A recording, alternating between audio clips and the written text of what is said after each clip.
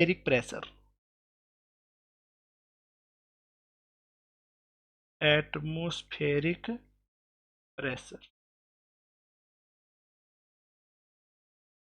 Atmospheric pressure को समझो कि बेटा एटमॉस्फेरिक प्रेशर क्या होता है।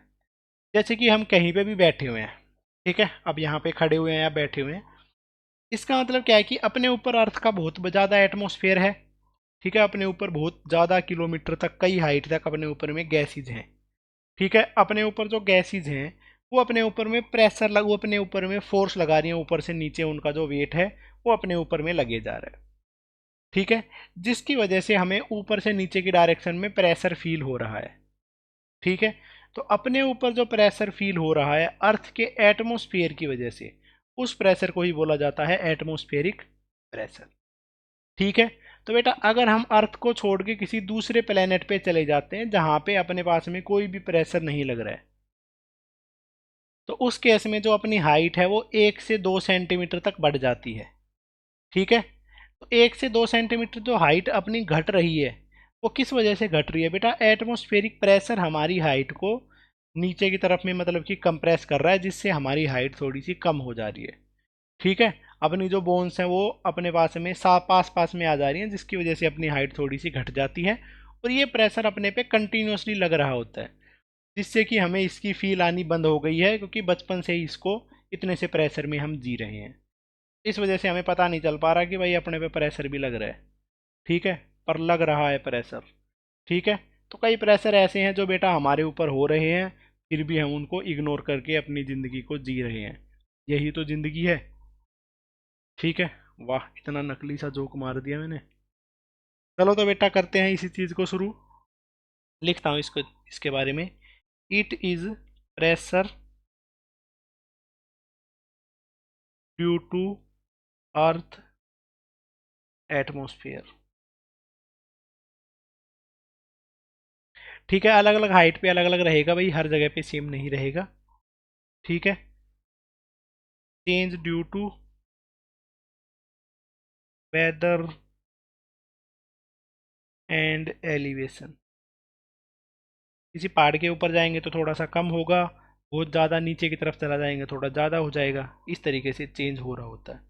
तो इसकी हम एक एवरेज वैल्यू लेके चलते हैं, जो सी लेवल है उस पर कितना प्रेशर होगा, एट सी लेवल, समुंदर का जो लेवल है उस पे जो प्रेशर है एटमॉस्फेरिक प्रेशर, उसकी वैल्यू होती है 1.013 इंटू 10⁵ पास्कल,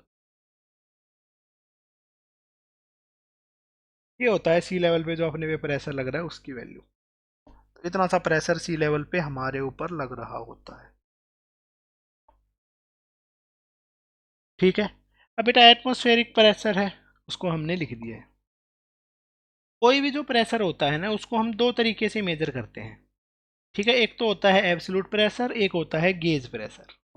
तो उन दोनों प्रेशर के बारे में भी लिखते हैं कि भाई कैसे एब्सोल्यूट प्रेशर को मेजर किया जाएगा, कब मेजर किया जाएगा गेज प्रेशर को, ठीक है। तो absolute pressure and gauge pressure,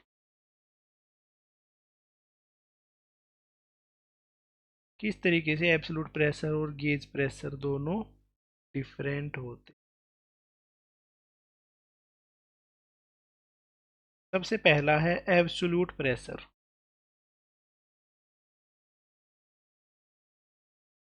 जो अपने पास में एग्जैक्ट वैल्यू होती है किसी भी प्रेशर की, उस प्रेशर को बोला जाएगा absolute pressure, exact value of pressure, किसी भी जगह पे जो प्रेशर लग रहा है उसकी बिल्कुल एग्जैक्ट वैल्यू, उसको बोला जाएगा एब्सोल्यूट प्रेशर, ठीक है। नेक्स्ट है गेज प्रेशर,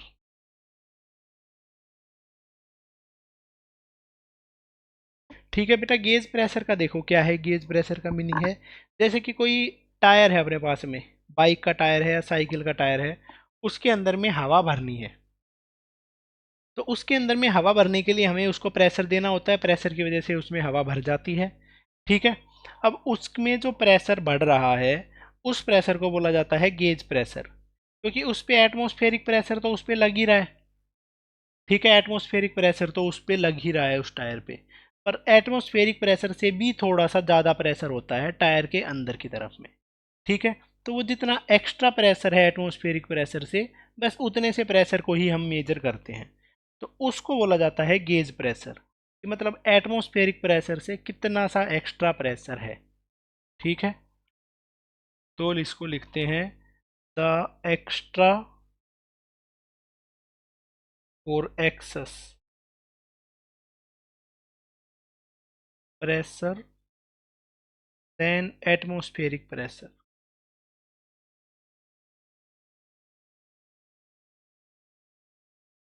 एक्स्ट्रा या एक्सेस प्रेशर है एटमॉस्फेरिक प्रेशर से ज़्यादा जो प्रेशर है उसको बोला जाता है gauge pressure, is called gauge pressure. इसको ही बोलेंगे गेज प्रेशर।